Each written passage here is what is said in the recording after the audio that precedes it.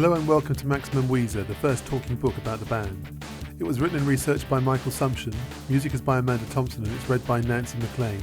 You can check out our full catalogue on our website at www.chromedreams.co.uk.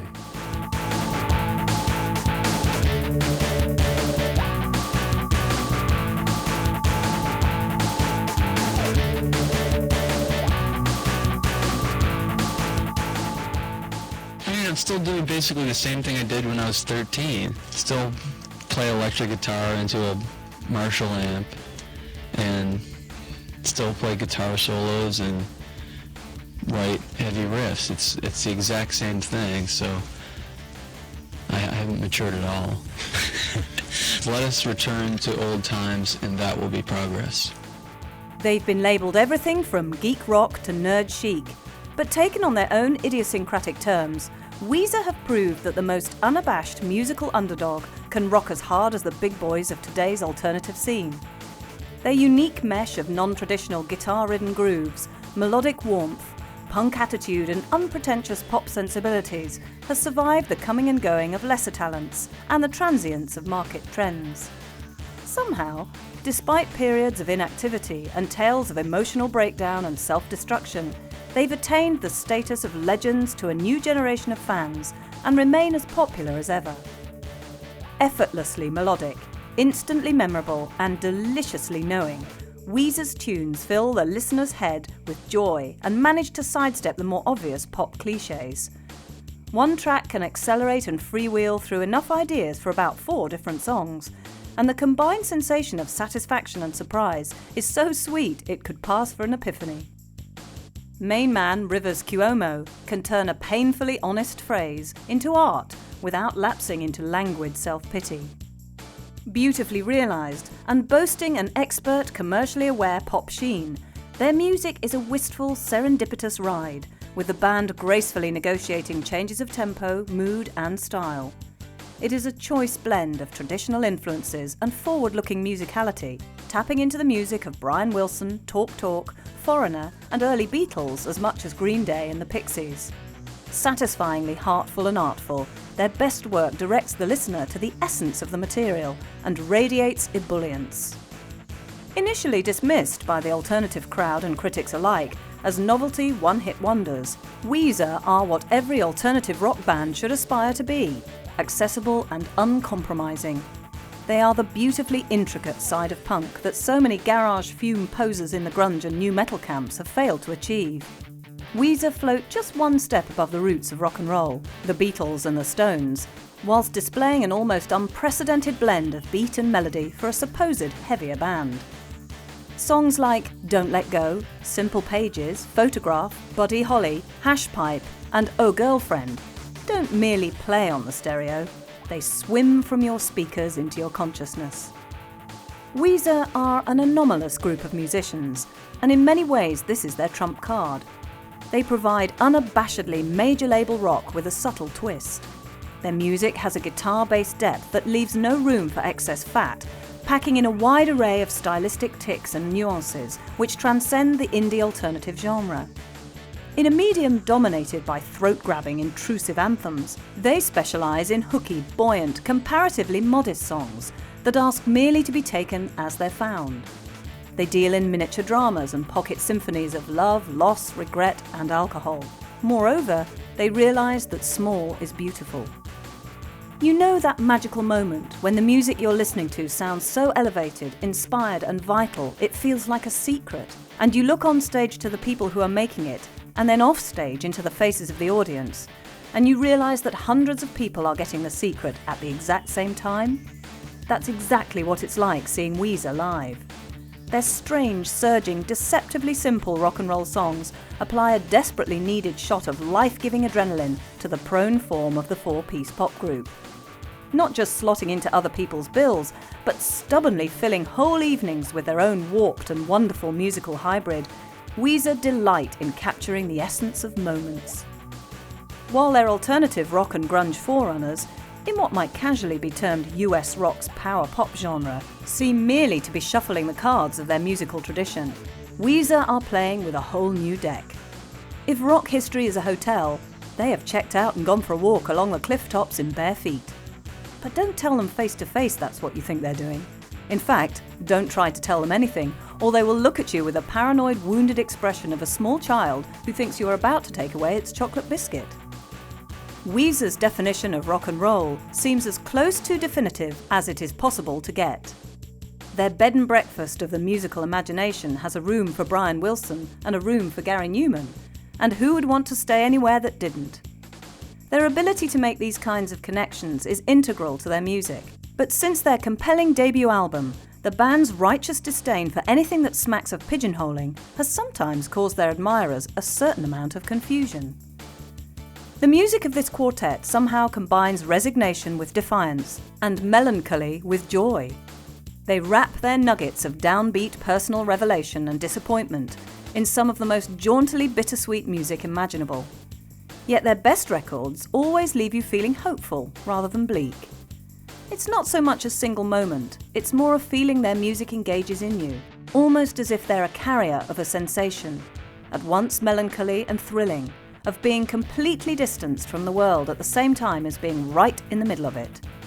Plaintive, upbeat, a shade threadbare at times, this music connects on a far deeper and more profound level than most guitar pop. It was an unhappy coincidence that Weezer took a sabbatical just as a new generation of scruffy guitar rockers were preparing to board the raft made out of Weezer's old furniture and sail into the mainstream. But Weezer have returned to the fray sounding more vital and contemporary than ever before.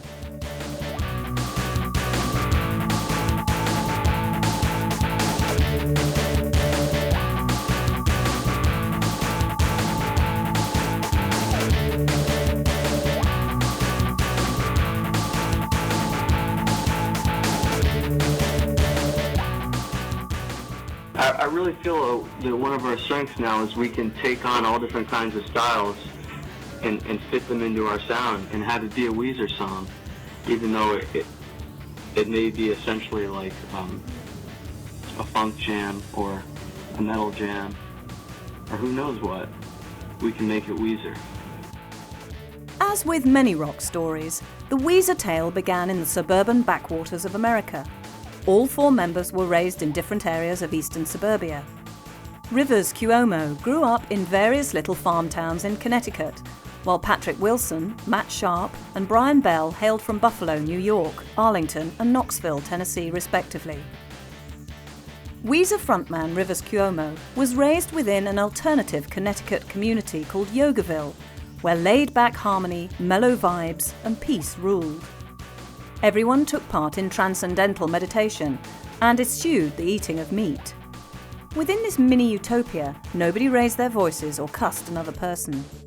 This blissed-out idyll made for a mellow, uncomplicated childhood, where the offbeat and unorthodox became a way of life. This upbringing instilled in Cuomo a contrary, freewheeling, free-spirited streak, which would prove both useful and destructive later in life. However, when his parents split, Cuomo and his brother Leaves suddenly had to leave the community and join the outside world. This proved to be a baptism of fire, a culture shock, as it meant having to renegotiate relationships and values with other people. Having been effectively sheltered from any notion of cool, they were forced to learn quickly. They even had to learn how to swear just to survive at public school. Like millions of his peers, Cuomo was weaned on his parents' classic rock record collection, but as he grew older, he soon acquired his own taste in bad, long-haired metal. At high school, he devoured every Kiss and Quiet Riot album he could lay his hands on, and learned to play the guitar. His musical ambitions soon began to compete with his academic study, as he messed around with various other Kiss acolytes in bedrooms and garages. Cuomo's formative years were unfortunately marred by ailments, namely asthma and a congenital leg condition whereby one leg was longer than the other. His asthma inspired the childhood nickname Weezer, whereas his leg problem worsened as he grew older and put a premature end to his burgeoning sports career. As he got taller, he was warned by his doctor that he would injure his back if he persisted in running and football activities, so he had to drop out of all sport and concentrated on becoming a rock star. As he became more proficient and educated himself about musical tradition, Cuomo developed a love for the work of the Beach Boys supremo, Brian Wilson, as well as primetime US punk and new wave music. Amazingly, Cuomo managed to transcribe all of the Beach Boys' harmonies from listening to their classic albums. Patrick Wilson was raised in Buffalo, New York, where he was known as a drummer with a bad haircut. His musical sensibilities were first stirred as a 4-year-old when he heard Barry Manilow's Weekend in New England on the radio. He fell in love with the song, and from that starting point, an obsession with music began. At 11, he was blown away by Gary Numan's The Pleasure Principle album, and knew at that moment that he had to make it in rock and roll. He did his time in the dreary cover bands and poodle metal outfits of his largely uninspiring small-town scene, but regretted that he could never grow his hair right for a Whitesnake-style group. Matt Sharp had an unspectacular childhood in Arlington, where he quickly became aware of his musical talent and resolved to pursue it at all costs. As with Wilson, a pivotal musical discovery for him was Gary Numan, along with the first 3 Talk Talk albums and the Jesus Christ Superstar soundtrack. Brian Bell was brought up in Tennessee and knew from his very early days that he wanted to be a rock star. Fortunate enough to catch an Elvis concert at the age of 4, it was then that he decided he wanted nothing else but to be a hound dog too. Studying guitar picking on television from such Eastern Tennessee programs as Hee Haw and the Barney Lou and Buster Show, he learned how to pick and grin on a ukulele his grandmother won at bingo. His father, an eccentric professor and former college disc jockey, introduced him to his impressive array of vinyl goodies from the 1950s and 1960s, and the young Brian Bell never looked back. Armed with his first turntable, a Fisher-Price lo-fi stereo unit, little Brian managed to scratch and destroy most of his father's valuable 45s. As he grew older, he began to feel alienated from his contemporaries. While they were out hunting possum, chewing tobacco and making up fishing stories, he chose to stay at home and watch Billy Mooney movies. All 4 members were fired by music, but stuck in sleepy small towns, knowing deep down that they would have to move on in order to fulfill their dreams.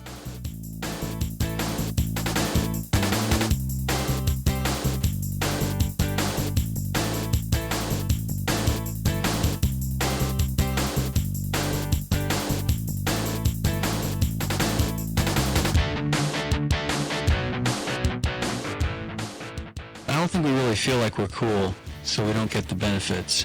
It's pretty natural and effortless what we do. It's a miracle that people like it. Rivers Cuomo was prepared to do anything or go anywhere in order to pursue his ambitions. In a spontaneous moment of self-realization and courage, he freaked out and set off to Los Angeles at the age of 18. He told friends and family that he was going to become a rock star. There would be no holding him back.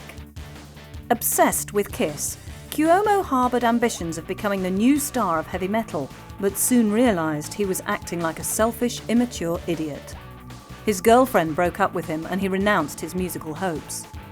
However, his sadness at the split inspired him to create a bunch of songs, some of which were insipid, but fortunately the habit stayed with him and a prolific outpouring followed. Wilson had reached a similar conclusion about his suburban surroundings, and so decided to quit his day job and relocate in Los Angeles with his friend Pat Finn. Meanwhile, just like the Clampetts, Bell packed his bags and headed for Yucca Street, Hollywood in LA, quickly followed by Sharp's conversion to the cause. Cuomo arrived in LA with his hometown band right after leaving high school in March 1989, planning on riding his bike to Santa Monica College every day until the band took off. They didn't, and he had to reconsider his plans. Various mutations of the Weezer lineup came and went, with a resounding lack of success. Sharp and Wilson recorded a goofy Euromix track with descending violins and even composed an ode to their experiences as door-to-door salesmen entitled "Get People to Buy What They Don't Need." Cuomo ended up sharing a house with bassist Sharp and drummer Wilson, and soon developed a personal and musical affinity with them. The house had a garage, Cuomo had songs, and Wilson knew most of Alex Van Halen's licks, and so Weezer was born in 1993. Axeman, Jason Cropper, was recruited to make up the foursome, and the guys began playing live on the LA circuit. They initially performed for the buzz of playing together, with no outlandish expectations. They had around 50 songs written by Cuomo, which they rotated at each show until they figured out what worked and what didn't. For the first 9 months, Weezer played to virtually empty houses. The same 5 to 10 friends would show up out of loyalty and guilt, but then by the end of the night, even they had deserted the venue. The band were far from competent, often out of time with each other and generally far too loose. Cuomo's singing was frequently out of tune and naff, and the whole spectacle proved to be dispiriting and futile. Weezer worked the Hollywood indie rock circuit, spending endless hours handing out reams of cheaply photocopied flyers to largely indifferent crowds who smirked at the group's name. One guy famously doubled over with laughter and bolted out of Hollywood Boulevard, clutching a flyer and screaming their name at the top of his voice in sheer disbelief. Meanwhile, Cuomo and Sharp moved to another house, where they had to share an incredibly small, cramped living space with a dozen other desperate musicians. Meals often amounted to nothing more than cheap, basic noodles. At this time, Brian Bell was playing guitar in another LA band, but had picked up on the potential of Weezer. He was impressed by Cuomo's singing and guitar playing ability and saw a big future for this band. He was particularly struck by the song Say It Ain't So, a staple of the set. He would go home after a Weezer gig in awe of that song, almost disbelieving that a modern band could write such a timeless classic. At a Weezer show, he left them with his business card, suggesting that Weezer could get together with his group and play some gigs. He was keen to get to know the band members personally and hang out with them. Sometime later, Bell bumped into Cuomo at a party and chatted to him for 10 minutes. This networking would soon prove to reap its own reward.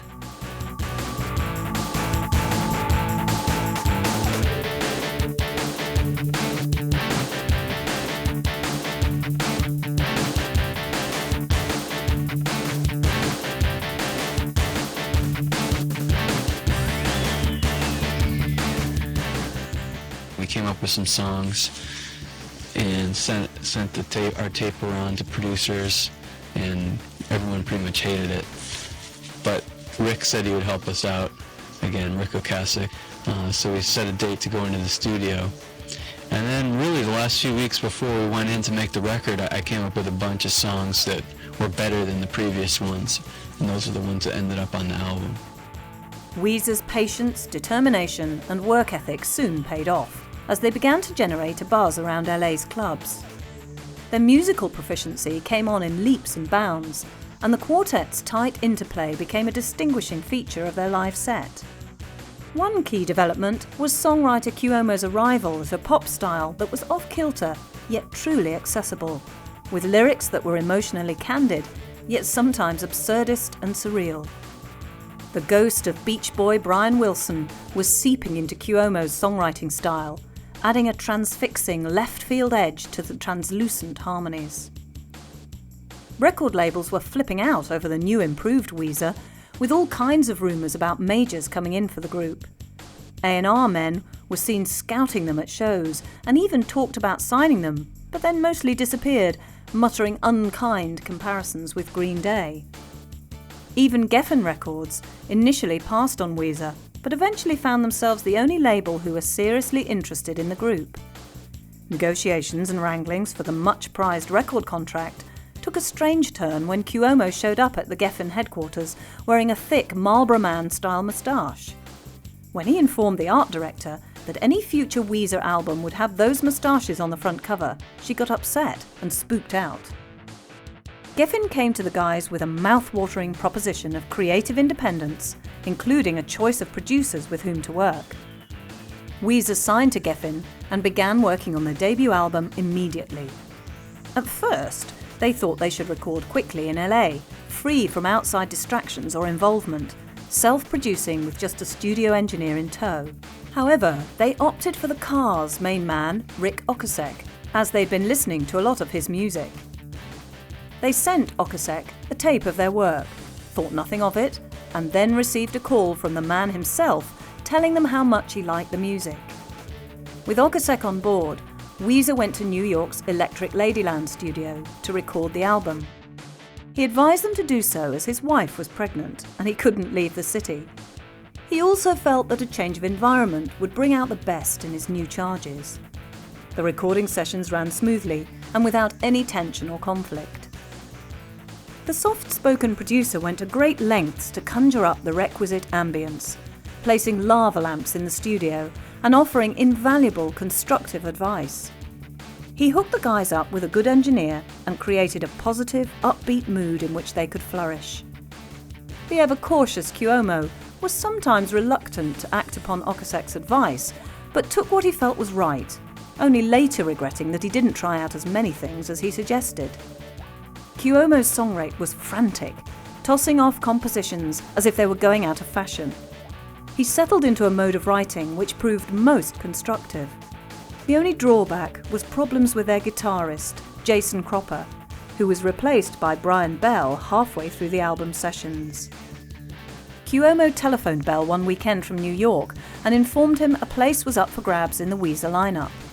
With studio time at a premium, Geffen delivered a demo tape of the songs Weezer were working on to Bell that same day.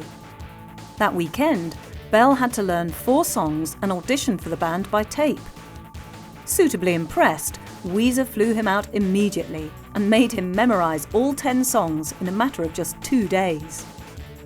Okasek did a fine job of slicking the band's grungy garage pop sound into a smooth, alternative indie rock concoction that sat quite well with radio programmers across the US.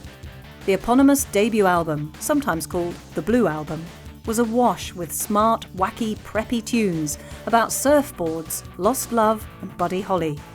They managed to reclaim indie from miserablest shoegazing college kids with a finely crafted album of bouncy, accessible, almost inanely catchy melodies. Deliberately amusing, wonky lyrics and irrepressible upbeat guitar pop made for an explosive combination. Describing themselves as a fusion of the Cars and Bad Brains, this geeky, clean-cut quartet recalled the halcyon days of the Beach Boys, early Beatles and the Pixies. On Surf Wax, they are unbearably arch and knowing, but on tracks such as Say It Ain't So, with its My Love Is a Life-Taker refrain, they sound like a heady, misty-eyed cross between The Impressions and Foreigner. Holiday, written in a sudden burst of optimism just after clinching the Geffen deal, is pure, unadulterated joy, whilst the emphatic Only in Dreams reaches parts few other songs can.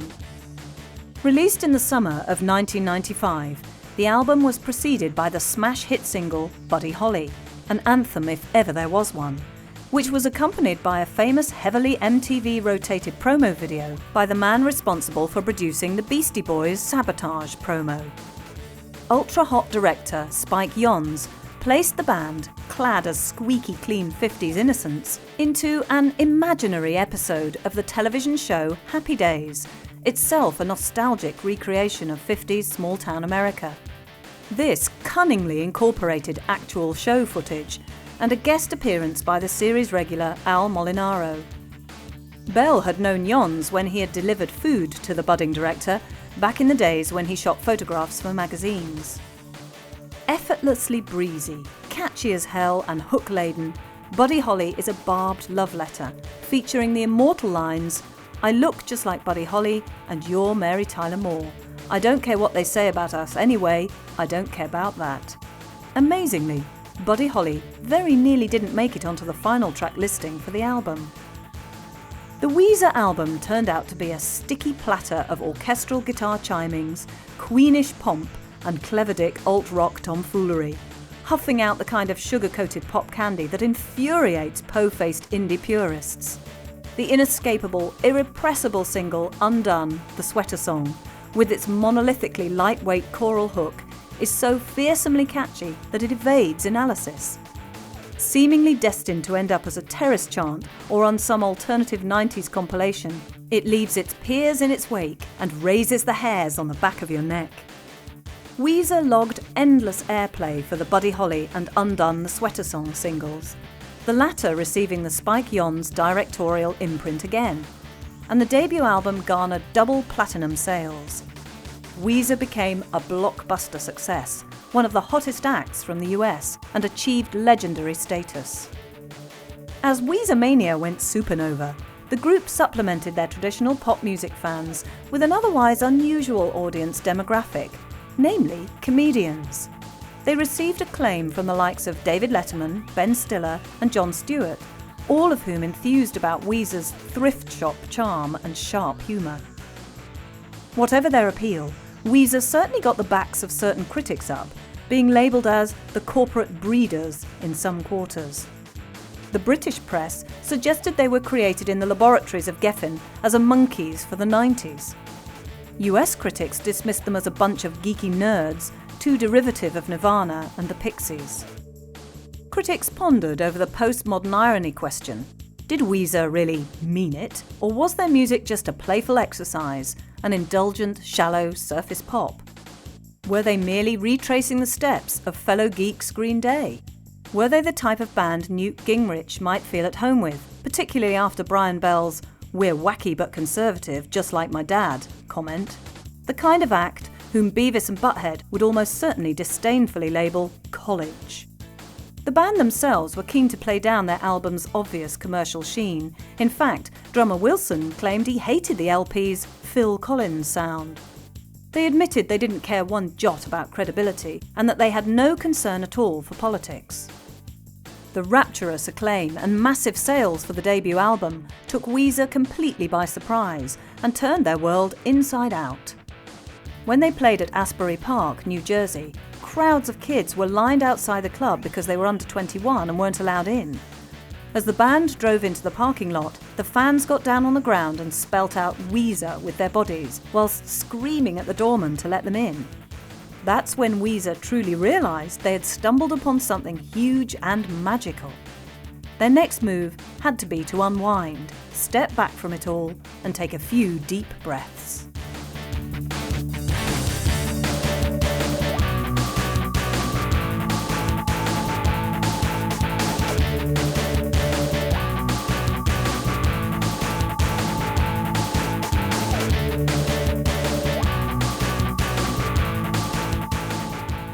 I can't say that it was a very well thought out decision. I just suddenly felt like I wanted to go to school, and so I did. And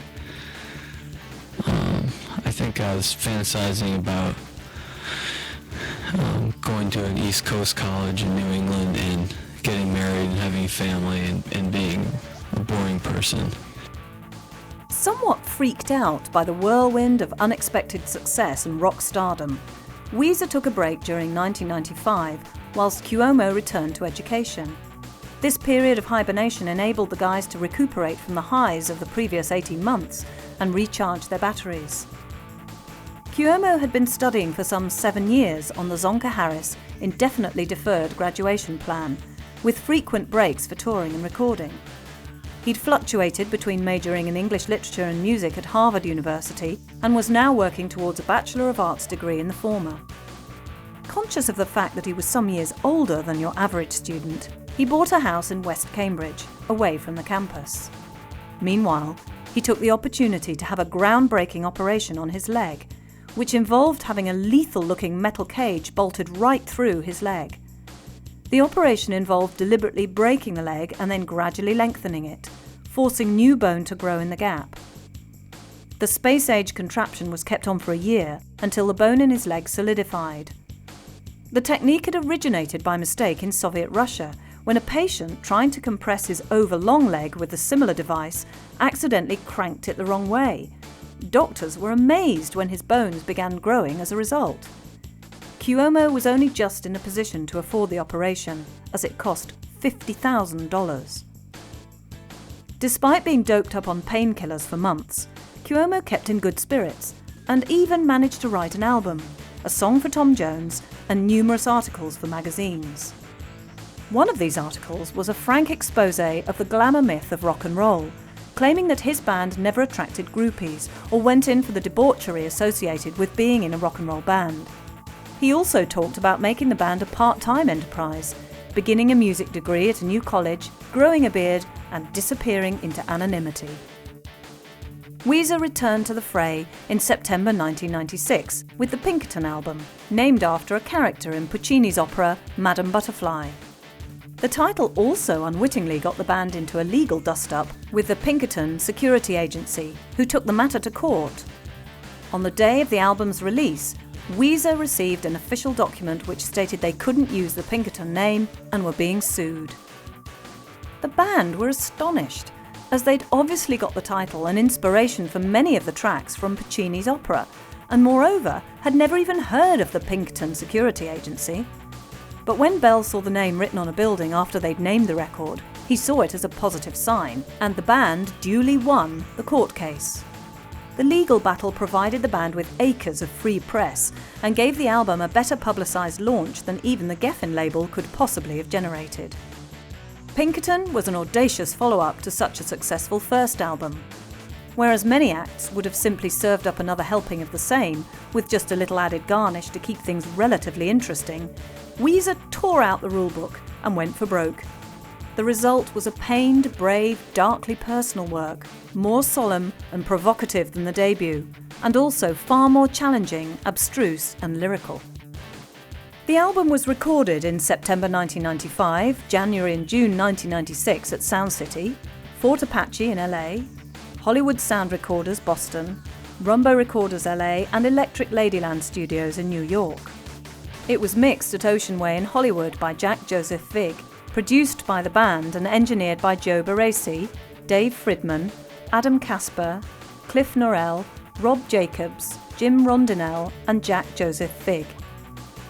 This much rawer sounding opus was showcased by the cavernous rumbling El Scorcho single, a mini masterpiece of aggression, bruised sexuality and introspection. The disgusted eye-rolling of band members in the El Scorcho video prompted rumours of strife within the Weezer camp, but it was quickly followed up with a gargantuan single, Pink Triangle, coming on like Nirvana at their beatific best. The song is about a guy who comes to realise that his crush on a woman is futile when he sees a gay rights emblem on her shirt sleeve. "I thought I'd found the one," Cuomo roars, and the disappointment is ours as well as his. Cuomo had been moved by the similarities between his life and that of Puccini's seafaring Pinkerton, in particular the conflicts between two ways of living. He identified with the tragedy of sacrifice and compromise, of having to choose between professional or personal fulfillment, and this mood and influence was apparent on the album. Tracks like Tired of Sex, Why Bother, The Good Life, complete with video clip based on Bell's experience as a pizza delivery guy, and Butterfly pushed the envelope that bit further, grinding away at beauty, controlled power, melancholy, and a dark soul. Butterfly begins in flickering acoustic Elliott Smith mode before launching into visceral assaults of riffing and rhythmic dexterity. Falling for You is masterful both musically and lyrically, containing pumped-up riffarama at its finest, and some of the most vulnerable words penned since Cobain left this mortal coil. But I'm shaking at your touch. I like you way too much. My baby, I'm afraid I'm falling for you. I'd do about anything to get the hell out alive. Or maybe I would rather settle down with you. Amazingly, the Pinkerton album failed to catch on with the band's fan base and shifted just 305,000 copies, about a sixth of its heralded predecessor. The lyrical preoccupation with sex seemed to discourage fans previously engaged by the quartet's charming, wide-eyed innocence. Modern rock radio had swung away from guitar pop to novelty bands and rap metal. The swing revival had come and gone and ska had kicked in. Moreover, 1996 was dominated by Lilith Fair. Pinkerton was resolutely uncommercial and radio unfriendly, but nobody had expected it to bomb so badly.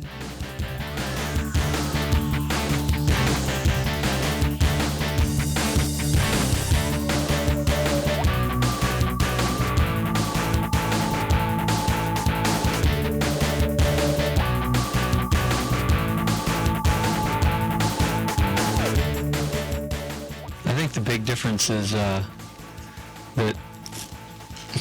true Pinkerton was not recognized in its time, and many years later it seems like it's getting a lot of recognition. The big difference between that and Saison is that it's not actually very good.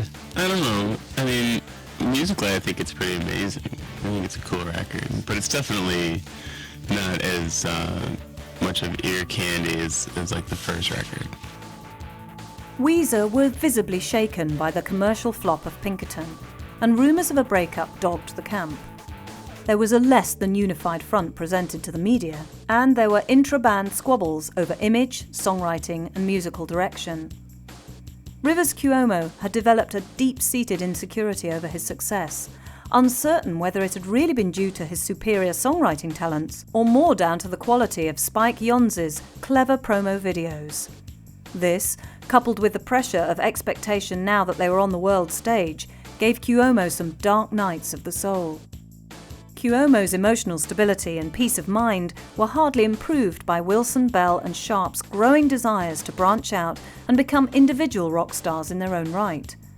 Sharp formed his own band, The Rentals, whilst Bell and Wilson experimented with side projects, namely the Space Twins and Special Goodness.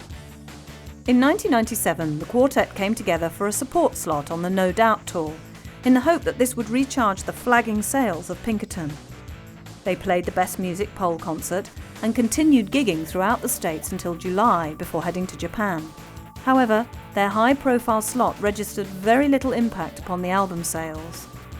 Cuomo theorised that perhaps Weezer had fallen behind the times, that popular taste had moved on, and so the band took a lengthy sabbatical. Divisions within the band appeared more frequently, and members voiced discontent in the press. Wilson told Alternative Press that Cuomo ran the band like a selective democracy and confessed that he only tolerated being in Weezer for the financial rewards and because Special Goodness had yet to gain a big break. Wilson and Sharp both poured scorn on the scatological content of tracks like Tired of Sex and blamed their leaders' intransigence for Pinkerton's low sales. Word was that Cuomo had become an egomaniac. Sharp and Wilson, both tired of dull videos after the more vibrant Spike Jonze promos, reportedly told Cuomo that they would only do another video if they could appear in bear and bunny suits respectively. Sharp went to London to record an album with The Rentals, which he financed himself. Entitled Return of the Rentals, it marked a shift away from the Weezer sound to assimilate burbling synthesizers rather than guitar drones or riffage. Reminiscent of the works of Jeff Lynne's Electric Light Orchestra and Gary Newman, it buries the axe work under a cosmic bed of electronics and moogs. It took 18 months to finish and spawned an unlikely MTV hit in Friends of P, a breezy synth-pop number whose video cost all of $400 to make. Joining Sharp in the studio were the likes of singer-keyboardist Sherilyn Westridge, guitar man Rod Severa, singer-violinist Petra Hayden, and Weezer's Pat Wilson on drums. A couple of their songs, Let That Be You and Naive, had actually first been recorded by Weezer, but never made the final cut for any of their albums. The band landed a multi-album deal with Madonna's Maverick label, and were encouraged with plaudits from Rivers Cuomo, who suggested a collaboration. Sharp had some fun at the press's expense during interviews, inventing a fictitious history for the group. He had them hailing from Prague, where they'd been reared on nothing but old Gary Newman records until Madonna discovered them. This ironic sense of humour didn't go down too well with his interviewers. Always keen to distance himself from accusations of indulgence, Sharp pointed out that The Rentals was more than a whimsical pet project. A 2-week residency supporting Alanis Morissette on tour, followed by slots with Blur and the Red Hot Chili Peppers, confirmed this and justified his faith in the enterprise. For 3 years, Weezer went into hiding, and rumours persisted that Cuomo was on the verge of psychotic breakdown. Surreal tales in the likes of Spin and Rolling Stone suggested that he'd become a hobo, a maniac, or a screwed-up Brian Wilson-style figure obsessed with perfectionism. When Sharp decided to leave the group and go full-time with The Rentals, the end looked to be in sight.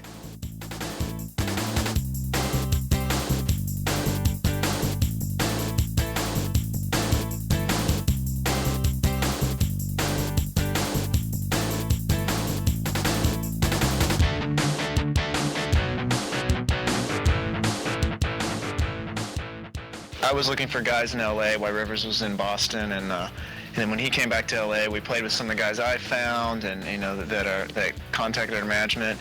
And then towards the end of it all, Rivers brings in this guy that he's been playing with in Boston. And then when Matt left, it was like pretty much a no-brainer. We just take Mikey, because he rules. And I was like, why didn't we get him all along? Cuomo spent 1997 in a haze of hedonism and classic rock star excess, cocooned from the real world and that of his own creativity. Rumours persisted that he ingested everything and anything, had become a recluse and tore studio tapes to threads. 1998 was a bizarre year, with endless auditions for a new bassist to replace Sharp. Mikey Welsh was finally brought into the fray, but there was little in the way of rehearsals or performing.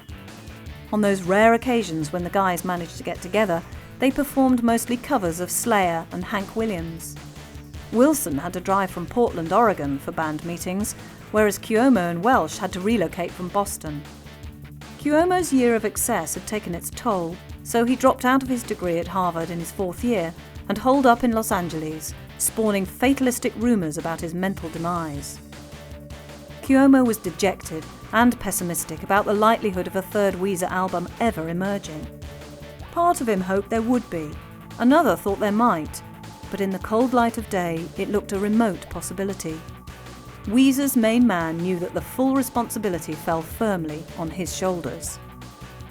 The notorious merger of Geffen Records and Universal Music Group made many Geffen artists free agents overnight, and an inactive outfit with a relative failure behind them might have been expected to go the same way.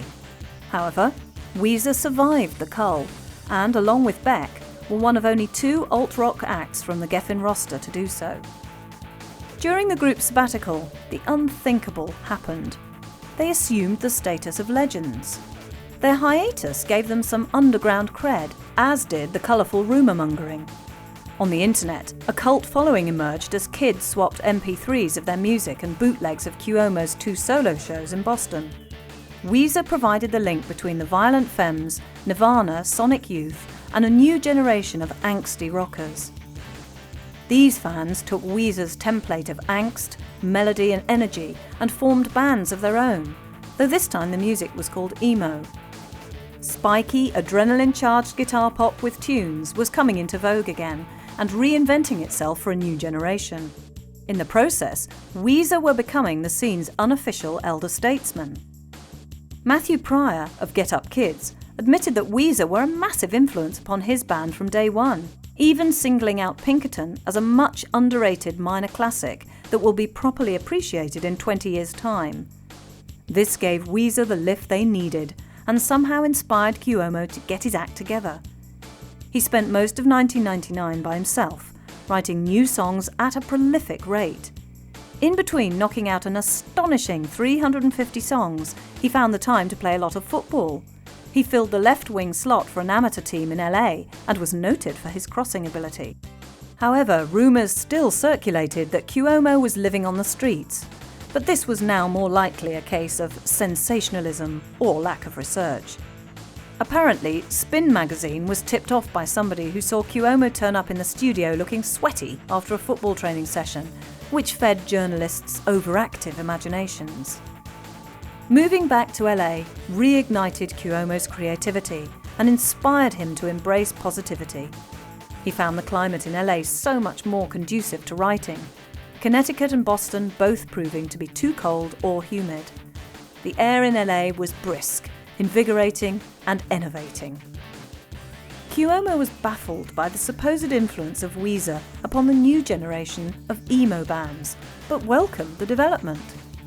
He'd always seen his group as a subtle, understated act, rather than a gigantic, genre-defining, epochal force for change like Nirvana.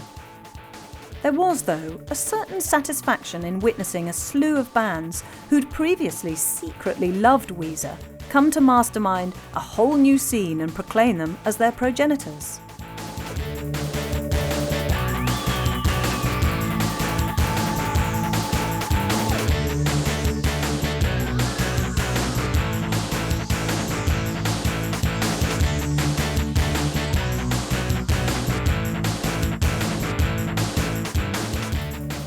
We basically paid them to play. We didn't get any money. We toured in a van. We lost money, but it wasn't about that. We thought we were going to get killed, lynched. There were two stages. One band was playing, and people were throwing stuff at them, booing them. And the next band that played, people were chanting Weezer. Yeah, and then when we got such a good reaction, that's what we needed to get our confidence back. And then we came up with all these new songs and went right into the studio. Cuomo's creative resurgence injected some vitality back into the Weezer dynamic, and the new songs spurred them to perform together again. This they accomplished with a degree of caution, unwilling to expose themselves to a wide audience. Weezer met up, rehearsed, and played a series of low-key secret gigs under a host of alter egos, including Goat Punishment.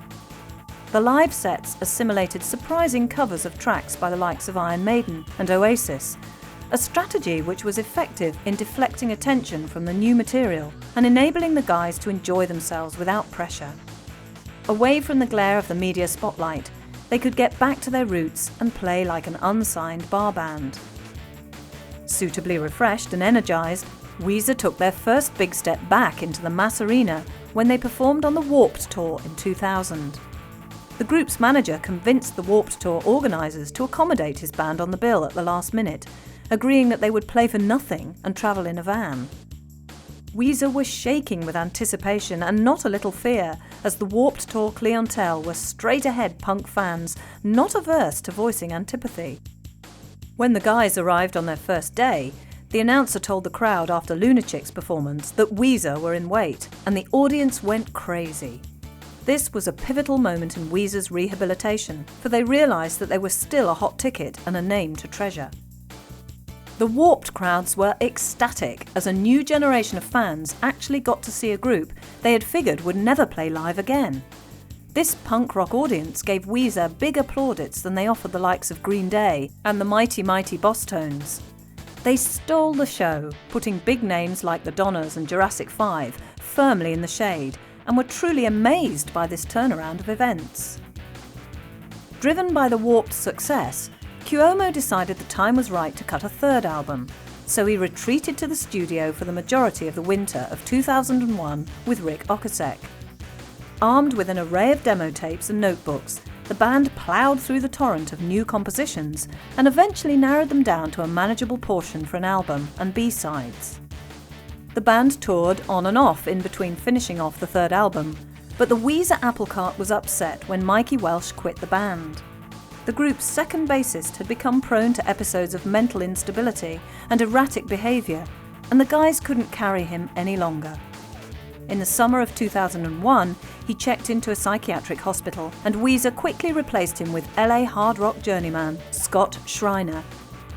A rumour circulated that Cuomo forbade Emo King's Jimmy Eat World from making eye contact with him whilst supporting Weezer on tour, but the taciturn leader was quick to dispel it.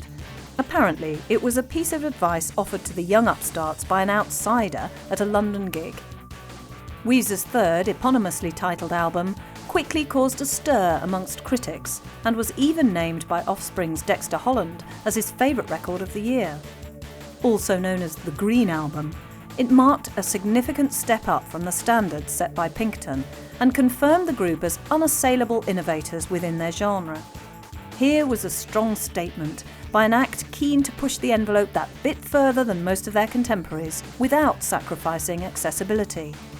Songs like Don't Let Go, Oh Girlfriend, Gimme Some Love, Starlight, Islands in the Sun and Hash Pipe mount melody upon melody in a relentless blast of noise, punk attitude and cheeky pop sensibilities.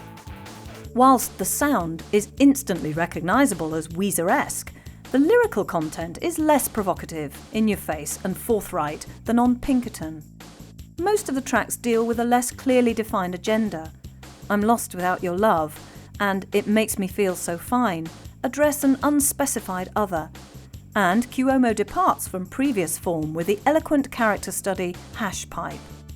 The song is a miniature playlet about a transvestite prostitute and marks Cuomo's debut as a writer of fictional narratives. This masterpiece confirms his standing as a wordsmith of immense power, insight and lyricism. The magnificent Oh Girlfriend is as perfectly realised a love song as you're ever likely to hear, mining Cuomo's deepest reservoirs of emotion without sacrificing an instantly memorable tune. He puts his heart and soul on the line for the object of his affections, pleading, "In your arms I was happy as a little boy could be, taking pills and mellowing out. Now I just want to shout for your love, 'cause I'm drifting further from you every day. Driving by your place every night, I used to feel all right." Vibrant, deep, life-affirming, driving and unforgettable, the Green Album is modern guitar pop at its best, overflowing with impeccable hooks and performed with great bravura and taste. Never one to deny his passion for the well-polished sounds of FM rock radio, Cuomo made an unashamed stab at timeless songwriting through a no-nonsense string of golden nuggets. Beneath the poppy sheen, there's plenty to chew on. The booze-fueled hashpipe is as twisted, curious and dark as chart hits come. Photograph is a fuzzed-up paean to love. Oh Girlfriend is a schmaltz-free, heart-on-sleeve tearjerker, and Island in the Sun is pure, unadulterated California sunshine pop, which doffs its cap to Brian Wilson's Pet Sounds. Hand claps, innuendos, blazing walls of guitars, swooning backing vocals, dark humour and classic songwriting rule. The Green Album came third in Kerrang! Magazine's end-of-year poll, but despite this, the guys had to cancel their European tour in October 2001, including 5 UK shows. The band made the decision partly due to the terrorist attacks on New York and Washington DC of September the 11th, but also for financial reasons. Weezer's webmaster issued a statement explaining that the record company felt they weren't enough of a priority to fund the tour. The group unexpectedly lost the support they needed almost at the last minute and were unable to go ahead without that support.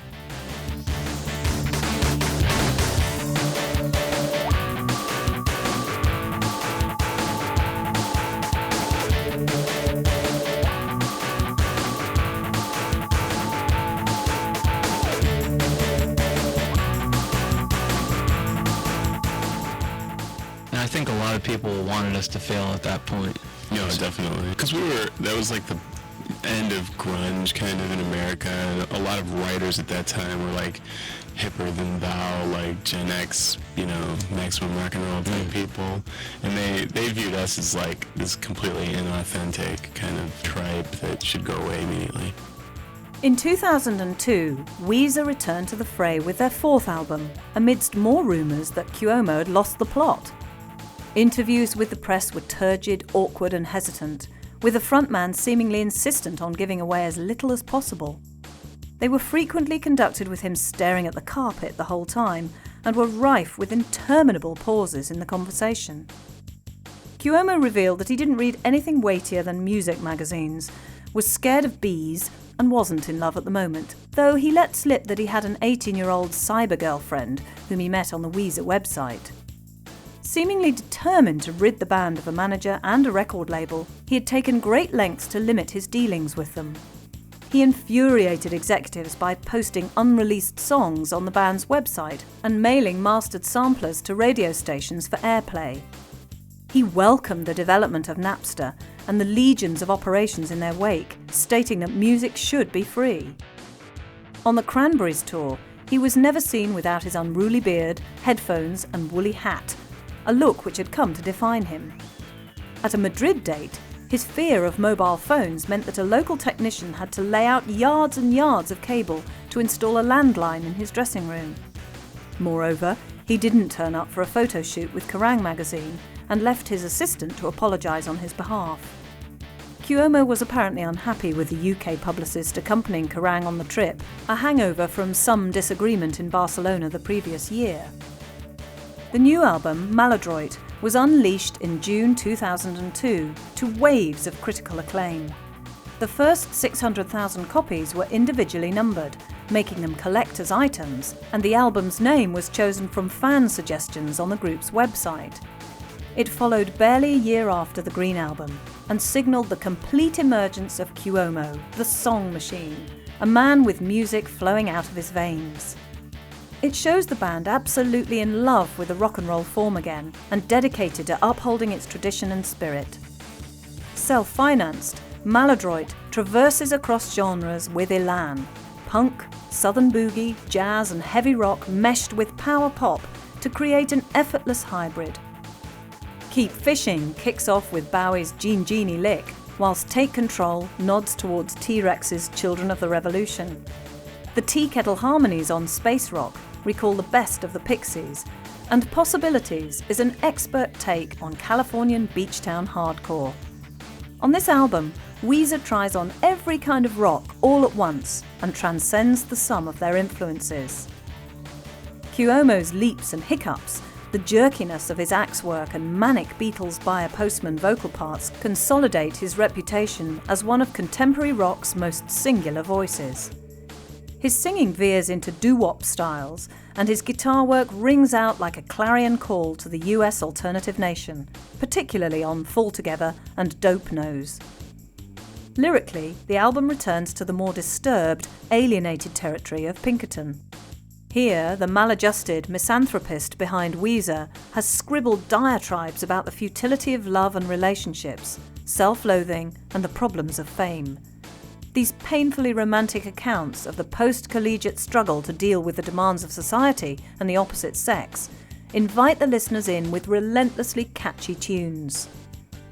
The strangely organic way in which these seemingly disjointed tales unfold to reveal a perfect summation of rock and roll is typical Weezer, one nervous, screwed-up loser, expressing how the electricity of rock can transcend the everyday. Weezer announced their Enlightenment tour in support of Maladroit, kicking off on 6th of July at the East Centre in West Valley and taking in Toronto, Nashville, Atlanta and Phoenix.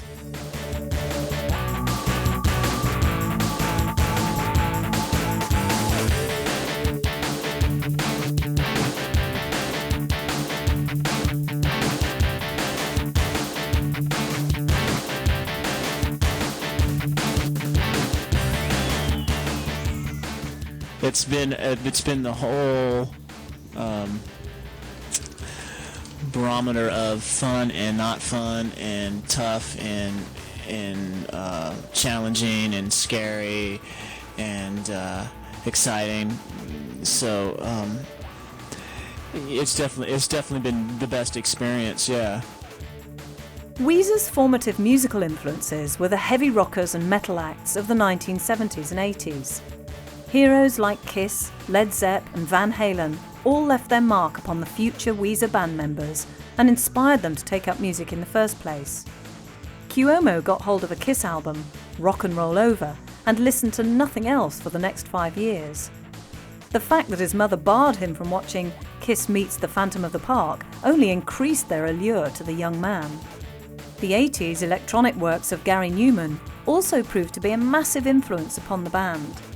His pioneering use of synthesizers in a commercial pop song format showed them a pathway to a whole new world, one in which conformity and banality could be transcended by glamour and technological futurism.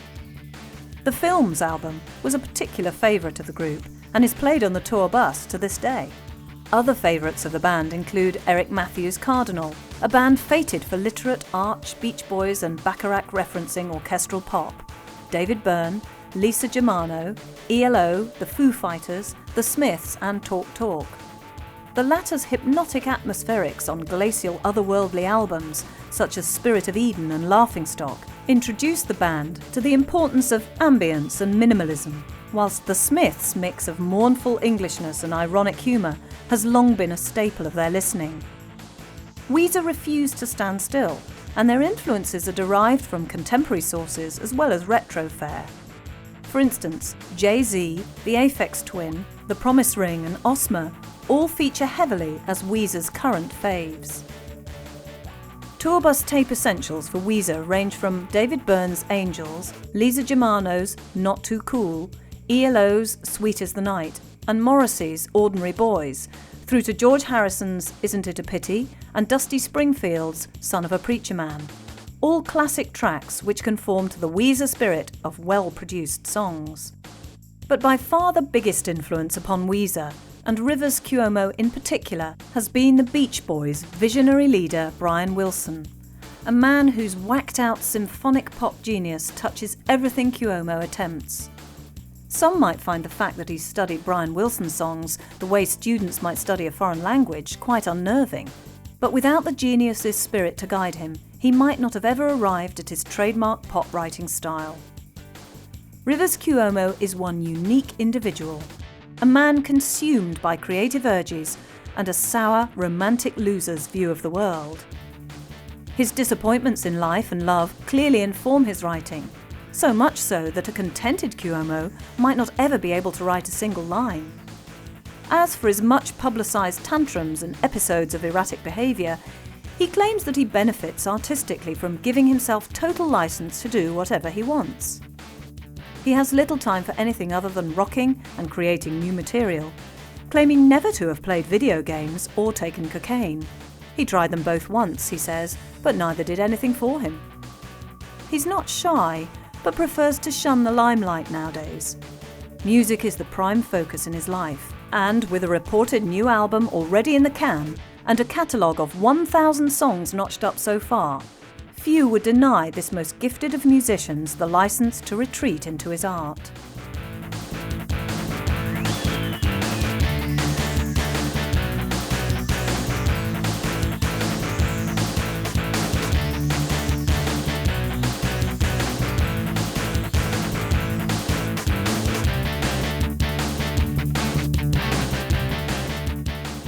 Whenever I turn on the radio or MTV, I'm just, wow, we don't fit in here anywhere. We're just totally freaks who do not belong, and no one's ever gonna like us.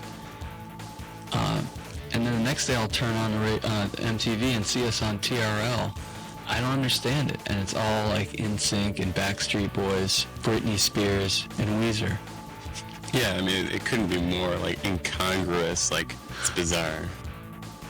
With Maladroit, Weezer have returned to the fore, instilled with a confidence that only hard touring brings, showcasing an ability to tilt their unpretentious, straight-ahead pop sensibilities to hard or glam rock without losing their Weezerness. Part visionary manifesto, part self-help manual, part celebration, their music cuts through the waxy build-up of industry hyperbole and gains direct access to the soul's inner ear. Their career thus far has been nothing if not eventful and idiosyncratic, but along the way they've been responsible for some of the most invigorating rock of the last decade. They deserve their preeminence solely because they're brave enough not to follow prevalent fashion. In other words, they don't sing about being raped by their stepdads, they don't wear masks, they don't bellow for the sake of bellowing, and they don't attempt to pass off apathy as rock and roll cool.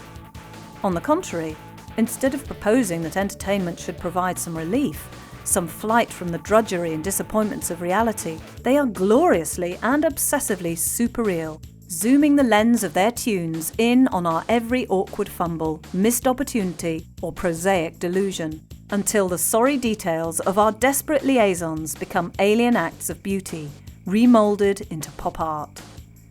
But there's loads more to Weezer than the fact that they're strangers in this strange landscape. They're also spies in our emotional houses, deliberately, brazenly, and unflinchingly honest and real. At a time when intelligent analysis and introspection has been usurped by dance music's harmony of the herd, or bowdlerized by the banal cliché of youth rebellion, Weezer have focused on the authentic, the inescapable, the truth. They reach or strive for no grandiose statements. Instead, they dissect the beauty and poignancy in life's incidental details. Weezer writes songs that illuminate, that evoke emotions and feelings difficult to define specifically. The lyrics and music describe atmospheres, twists of emotion, without ever resorting to pedantic explanation. In some ways, they have patented a way of telling the listener everything they want to know without appearing to have told them anything at all. They respect the intelligence of their audience and never underestimate their capacity to surmise. This music appears to be slight at first, but possesses a sense of mission, a defiant optimism in the face of everything violent, ugly and despicable the world can throw against it. Weezer remain uplifting in the jaws of depression and disaster. It takes only a matter of seconds of listening to a Weezer record to realise that they map out a new milieu in alternative guitar, pop and rock. Guitars fill every chasm of sound with cross-current rhythms and fascinating tunings. Drums no longer betray the cymbal crashing, sibilant intrusiveness of prime-time grunge, but are perfectly integrated into the whole musical framework. Weezer remain impervious to the vagaries of trends and deliver irrepressible, unassailable knockout punches with the guitars, bass, drums formula.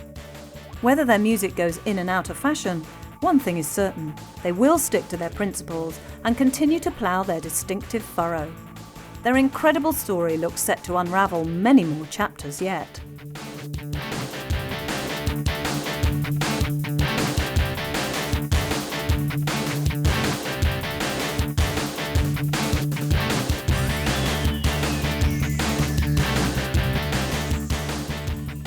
Thanks for buying Maximum Weezer. We hope you enjoyed it. Watch out for further titles on Chrome Dreams coming up soon. If you did enjoy it or have any comments or suggestions, write to us at Chrome Dreams, PO Box 230, New Malden, Surrey, UK, K236YY, or email on mail@chromedreams.co.uk. Details of our full catalogue are listed on our website at www.chromedreams.co.uk. Thanks again for listening, and goodbye for now.